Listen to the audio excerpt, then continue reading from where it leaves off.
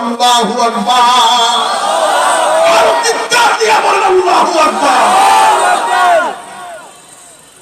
আমর ইবনে আস রাদিয়াল্লাহু তাআলা আনহু বলতে লাগলো, হে বেঈমানের দল, তোমরা মনে করেছো আমার নাকটা কাটা যাবে, এই জন্য বুঝি আমি কাঁদতেছি না, নাক কাটি না, এই জন্য কান্নাকাটি করি না। কঠিন কিয়ামতের ময়দানে আল্লাহর কতগুলো বান্দা রাসূলের মুহাব্বতে কেউ কলিজা ছিদ্র হয়ে গেছে, বুকের ভিতর তীর ঢুকে গেছে, বুলেট ঢুকে গেছে, এরা এই তীরগুলো নিয়ে কিয়ামতের ময়দানে দাঁড়িয়ে যাবে। আল্লাহর কত বান্দা কিয়ামতের ময়দানে তাদের মাথাগুলো দ্বীনের জন্য কুরবান হয়ে গেছে, ওই মাথা কাটা অবস্থায় দাঁড়িয়ে যাবে।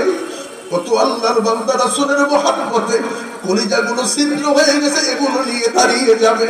কিন্তু আমি আমর ইবনে আসের কপালটা বড়ই খারাপ, আমি মাথা কাটা নিয়ে দাঁড়াইতে পারলাম না, আমি কলিজা কাটা নিয়ে দাঁড়াইতে পারলাম না।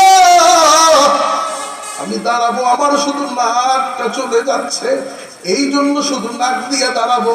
আমার থেকে ওই মানুষগুলো রাসূলের বেশি কাছে হয়ে যাবে, মুহাব্বতের মানুষ হয়ে যাবে।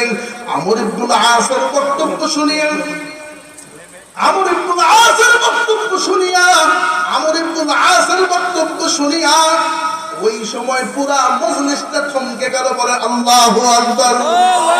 আর একটু চিল্লায় এখন আল্লাহু আকবার।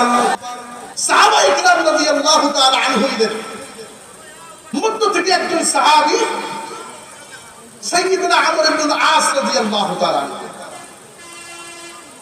আমর ইবনে আস রাদিয়াল্লাহু তাআলা আনহু এমন একজন সেনাপ্রধান ছিলেন, সেনানায়ক ছিলেন।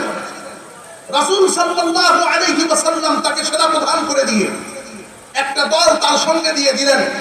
আমর ইবনে আস, যাও তুমি এখন ইসলামের জন্য কাজ করতে থাকো, দ্বীনের জন্য কাজ করতে থাকো। আমর ইবনে আস রাদিয়াল্লাহু তাআলা আনহু একটা দলকে সাথে নিয়ে যুদ্ধের ময়দানে চলে গেলেন। যেই দিক দিয়ে গিয়েছেন, সামনে যত জায়গা পড়েছে, যত দেশ পড়েছে, সব আমর ইবনে আস রাদিয়াল্লাহু তাআলা আনহু বিজয় করে ফেলেছেন। মুসলমানদের মধ্যে একজন কৌশলী, সৎ সাহসী, যোগ্য, দক্ষ, আল্লাহর ভীরু, খোদা ভীরু একজন দক্ষ সৈনিক ছিলেন, সেনা প্রধান ছিলেন আমর ইবনে আস রাদিয়াল্লাহু তাআলা। আমর ইবনে আস রাদিয়াল্লাহু তাআলা আনহু সাহাবায়ে কিরামের দল নিয়ে যুদ্ধের ময়দানের দিকে গেলেন। যেই দিকে যায় আমর ইবনে আস রাদিয়াল্লাহু তাআলা আনহু বিজয়ের পতাকা সেই দিকে উড়িয়ে দেয়।